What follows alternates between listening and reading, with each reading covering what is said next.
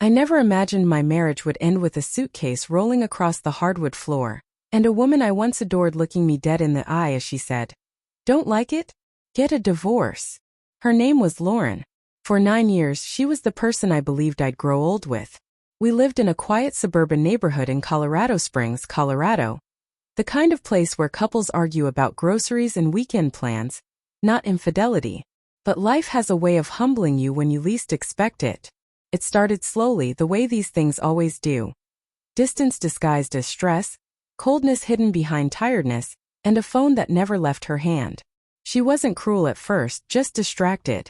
She laughed less, stayed out later, and stopped reaching for me in bed. I thought it was work, burnout, something innocent. I tried to be patient. I tried to be understanding. But patience doesn't fix betrayal. That morning, everything cracked open. Lauren stood in the living room wearing a new dress I had never seen before. Hair done, suitcase zipped. She looked excited, too excited for someone supposedly going on a girls' weekend. I was sipping coffee when she walked toward the door. "You're leaving now?" I asked. She smirked. Not a kind smile, but the kind someone wears when they think they're smarter than you. "Yeah, I told you. 3 days at a resort in Napa. You don't need details," she snapped. Something about her tone made the hairs on my neck rise. "Lauren," I said carefully, "are you going with someone?" Her eyes flickered just for a second. And sometimes 1 second is enough to see everything.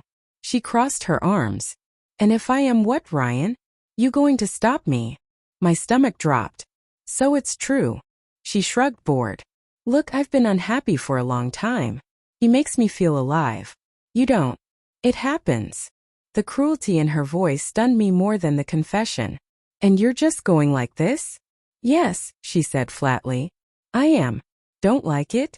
Get a divorce." She rolled her suitcase out the door without looking back, leaving it slightly ajar behind her. A symbolic gesture, maybe, or just carelessness. Either way, it told me everything I needed to know. For a long time after she left, I stood there in silence. The house felt unfamiliar, like I was suddenly a guest in my own life. My hands were shaking, not from anger but from clarity, because sometimes betrayal doesn't break you. Sometimes it wakes you up. That afternoon I called a lawyer. Not out of revenge, not out of rage, but because something inside me had finally snapped free.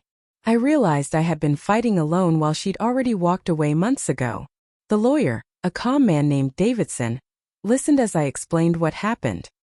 He nodded and said, "If you're done, we can proceed immediately." "I'm done," I replied. Over the next 2 days, while she was off living her alive fantasy with her lover, I cleaned the house, not in anger but in preparation. I gathered her belongings into 2 large suitcases, folded everything neatly, set aside her shoes and jewelry boxes, even her favorite perfume. I wasn't petty. I didn't destroy anything. I simply packed her out of my life with the same quiet precision she had used when she packed herself out of our marriage. When the divorce papers were ready, I placed them on the dining table with a pen, then sat on the couch and waited. On the 3rd evening, the front door opened. Lauren stepped inside with a bright, triumphant smile, the kind someone wears when they think they've won. She saw me sitting there. She saw the bags. She saw the papers. Her smile faltered. What is this?" she asked. I stood up slowly and looked her straight in the eye. "Papers on the table. Bags packed. Get out." Her face drained of color instantly.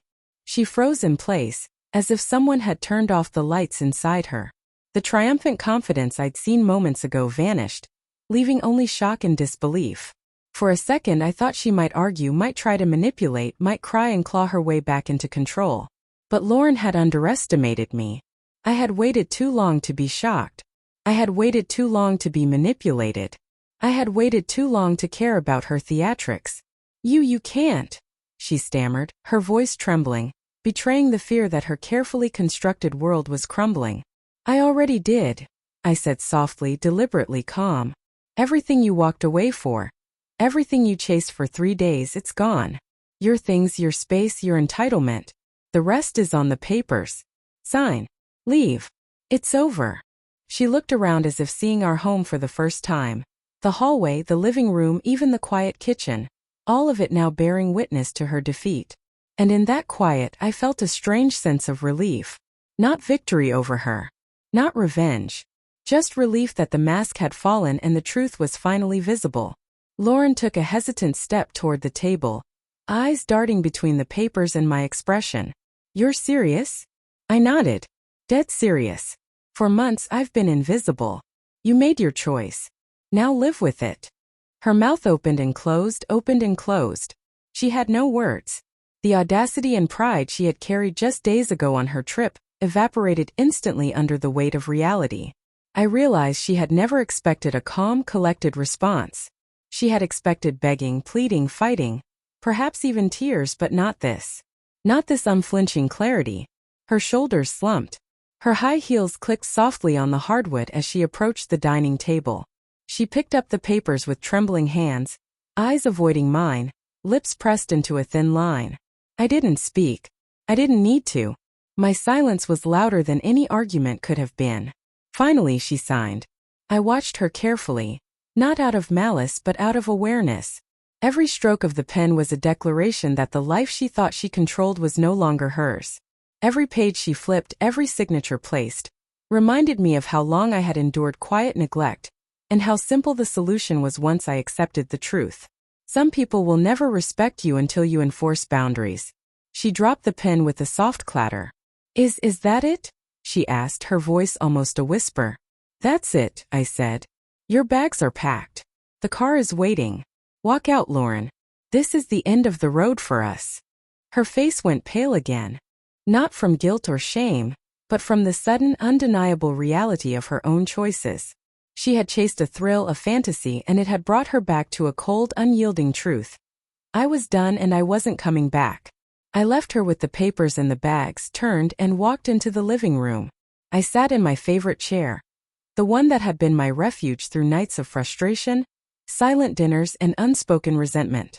For the first time in years, I felt the air in the room differently. Not tense, not heavy, but free. I breathed deeply, feeling the weight of months lift off my shoulders. I didn't need a confrontation. I didn't need to shout. I didn't even need to explain. I had let her go with her choices, and that was enough. Because in life, the people who choose to leave will always leave. The people who deserve a place in your life are the ones who stay and respect it. Lauren's footsteps echoed faintly as she collected her things. I heard the door close behind her and the click of the lock. Silence. Perfect, quiet, final silence. I leaned back and allowed a small, private smile to curve my lips, not because I had one, but because I had finally reclaimed myself. I thought of the months I had spent trying to fix something that wasn't broken for her. It had only been broken for me. And in that realization I felt stronger, lighter, unshackled. Life would continue, messy and imperfect as always. But now I would walk forward without guilt, without compromise, without someone else's selfish pride dictating my worth. For the first time in years I was free. And in that freedom, I found a peace more powerful than anger, more satisfying than revenge, more enduring than any resentment. I didn't need fireworks. I didn't need drama. I needed clarity. And now I had it. And that finally was enough.